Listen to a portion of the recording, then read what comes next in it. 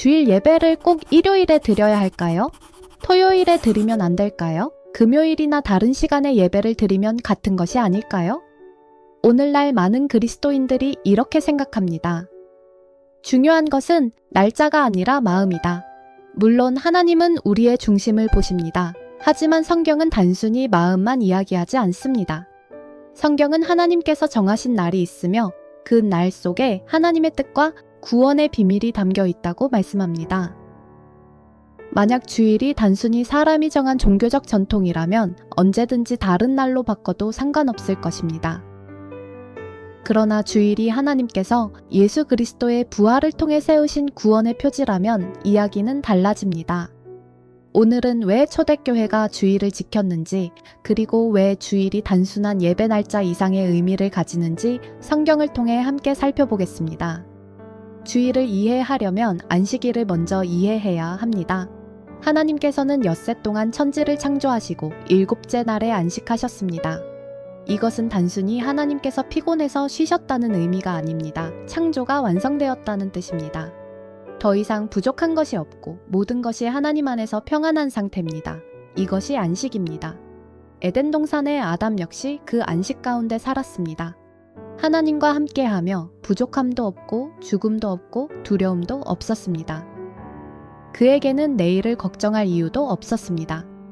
왜냐하면 하나님 안에서 이미 모든 것이 완전했기 때문입니다. 그러나 아담은 하나님께 불순종했습니다. 선악과를 먹음으로 죄가 세상에 들어왔습니다. 그 순간 인간은 하나님과의 교제를 잃어버렸고 안식을 잃어버렸습니다. 이제 인간의 삶에는 수고와 고통, 눈물과 죽음이 찾아왔습니다. 인류의 역사는 사실상 잃어버린 안식을 되찾기 위한 역사라고 말할 수 있습니다. 그러나 하나님은 인간을 버리지 않으셨습니다. 모든 창조를 끝내고 쉬셔야 할 하나님은 인간을 다시 안식으로 돌려보내기 위한 구원의 역사를 시작하시기 위해 일어나셨습니다. 율법에는 안식일에 일하는 자는 죽이라고 했습니다. 예수님 당시 유대인들도 안식일을 매우 엄격하게 지켰습니다. 그런데 예수님은 안식일에 병자를 고치셨습니다. 귀신 들린 자를 자유롭게 하셨습니다. 죽어가는 자들을 살리셨습니다. 사람들은 그런 예수님을 비난했습니다. 왜 안식일에 일을 하십니까? 그때 예수님은 놀라운 말씀을 하십니다. 내 아버지께서 이제까지 일하시니 나도 일한다. 이 말씀은 매우 깊은 의미를 가지고 있습니다. 원래 하나님은 안식하셔야 합니다. 그러나 인간의 타락으로 인해 하나님은 잃어버린 백성을 구원하는 일을 시작하셨습니다. 구원은 인간이 할 수 있는 일이 아닙니다. 오직 하나님만 하실 수 있는 일입니다. 그래서 안식일에 일할 수 있는 분은 오직 하나님뿐입니다. 예수님께서 안식일에 병자를 고치신 것은 단순한 기적이 아니라 지금도 하나님께서 죽은 영혼을 살리고 새롭게 회복하고 계심을 보여주는 선언이었습니다. 성경에는 반복되는 숫자가 있습니다. 7일은 안식일입니다. 7년은 안식년입니다. 그리고 7년이 7번 반복된 안식년을 대안식년이라고 합니다.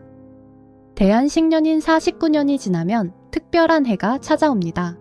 바로 50년째 되는 희년입니다. 희년은 모든 것이 회복되는 날입니다. 종은 자유를 얻고 빚은 정리되고 잃어버린 기업은 원래 주인에게 돌아갑니다. 묶여있던 모든 것이 풀려납니다. 희년은 자유의 날이며 모든 것들이 회복되는 날입니다. 성경의 안식일은 결국 회복의 날인 희년을 준비하고 바라보게 하고 있는 것입니다. 예수님이 이 땅에 오시고 마침내 십자가에 달려 죽으셨습니다. 그날 정고부터 온 땅이 어두워졌습니다. 이것은 창세기로 보면 7번째 날의 저녁이 된 것입니다. 안식이 아닌 구원의 날이었던 7번째 날이 끝난 것입니다. 그리고 안식일이 지나고 새로운 날인 8번째 날이 시작되는 날, 예수님은 부활하셨습니다.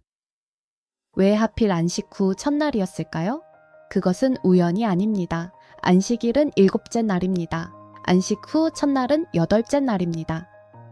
성경에서 8은 새로운 시작을 상징합니다. 그래서 할례도 난지 8일에 받습니다. 이날은 새로운 시대의 새날을 의미합니다. 예수님의 부활은 죄와 사망의 시대가 끝났음을 선언하는 사건입니다. 그리고 안식과 믿음으로 천국을 침노하는 시대가 시작되었음을 선포하는 날입니다. 이날은 단순한 요일이 아니라 구원이 완성과 회복된 날이기 때문입니다.